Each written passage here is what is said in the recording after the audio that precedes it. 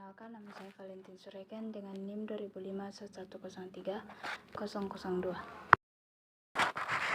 Pertama, kita akan membahas tentang sistem informasi geografi. Yang pertama itu ruang lingkup.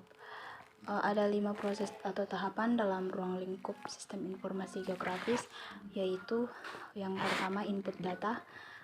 Input data ini digunakan untuk memasukkan data spasial dan non-spasial. Yang kedua yaitu manipulasi data. Yang ketiga manajemen data. Yang keempat query dan analisis. Di query dan analisis ini terbagi menjadi dua, yaitu analisis proximity, yaitu penganalisan data dengan menggunakan jarak antar layer. Dan yang kedua yaitu analisis overlay, di mana analisis ini penyatuan data di lapisan layer yang berbeda. Dan ruang lingkup yang terakhir yaitu ada visualisasi. Yang selanjutnya latar belakang dan perkembangan dari SIG ini atau sistem informasi geografis ini.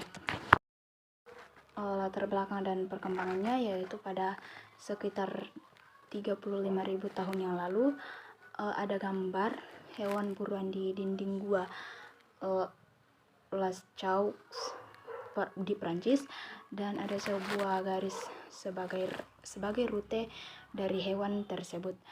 Di tahun 1700-an diterapkan teknik survei modern di peta topografis dan versi awal pemetaan tematis pada keilmuan atau data sensus.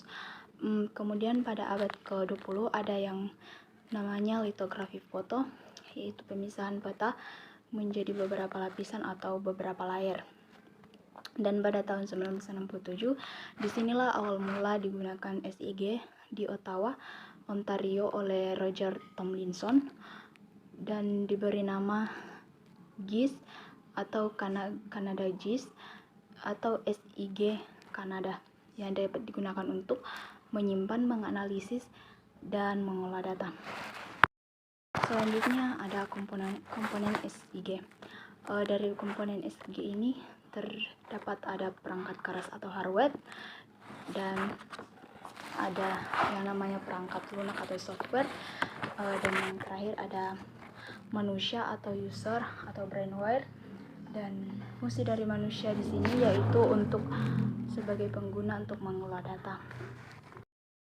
Kemudian cara kerja dari SIG yaitu ada data input, kemudian ada pengolahan data, ada analisis data, data output, dan kemampuan melakukan panggilan data, pemodelan, penyajian data, dan yang terakhir ada manfaat yaitu untuk distribusi geografis penyakit dan alat untuk menganalisis, kemudian penilaian distribusi sumber daya.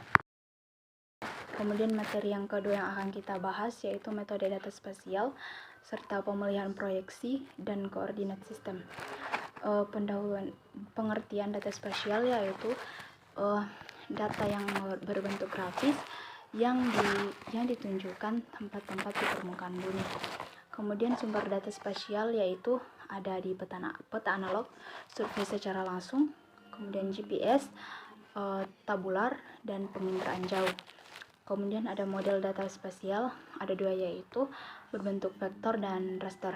Dengan bentuk vektor yaitu data spasial yang ditampilkan, disimpan, dan ditempatkan dengan menggunakan titik-titik, dan yang berbentuk raster, data yang ditampilkan, disimpan, dan ditempatkan dengan menggunakan kumpulan gambaran kecil dari citra.